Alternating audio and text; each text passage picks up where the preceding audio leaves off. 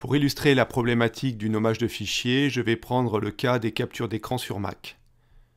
Si vous n'avez rien modifié à la configuration initiale de votre Mac, lorsque vous réalisez une capture d'écran,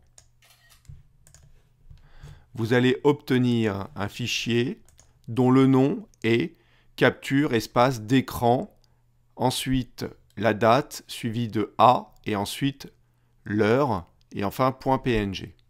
Donc le format de base est en PNG et le nom du fichier est truffé de caractères spéciaux qui peuvent créer des problématiques, des bugs ou des corruptions de fichiers ou tout simplement vous empêcher de les télécharger directement sur l'interface de votre site web.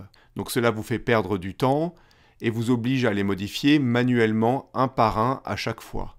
Or, on sait à l'heure actuelle que la capture d'écran est une technique très utilisée pour réaliser ces présentations ou pour certaines illustrations de sites internet, surtout avec les écrans haute définition. Pour solutionner ça, il y a différentes techniques. L'une d'elles consiste à utiliser un petit logiciel qui va vous permettre de paramétrer correctement votre ordinateur et de modifier certains paramètres de l'OS de votre Mac.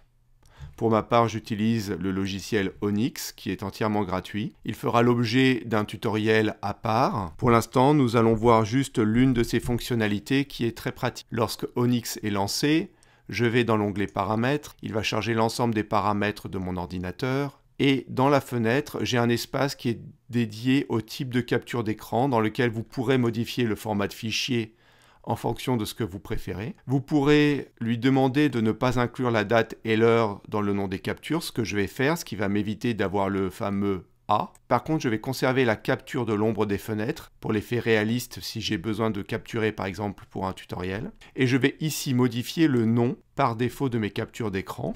Je l'appelle donc capture écran, tout attaché sans espace, sans caractère spécial et sans accent. J'applique.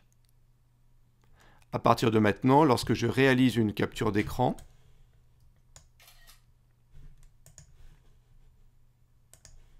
celle-ci a pour nom capture d'écran.png.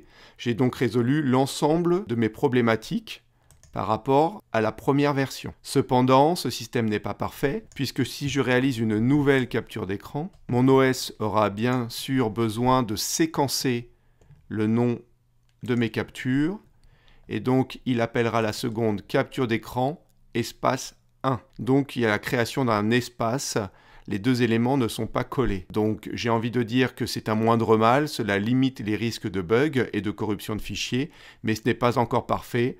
On peut utiliser après d'autres systèmes pour régler cela en masse. Mais c'est déjà beaucoup mieux que la version standard du nom de fichier de capture d'écran qu'il y a sur Mac.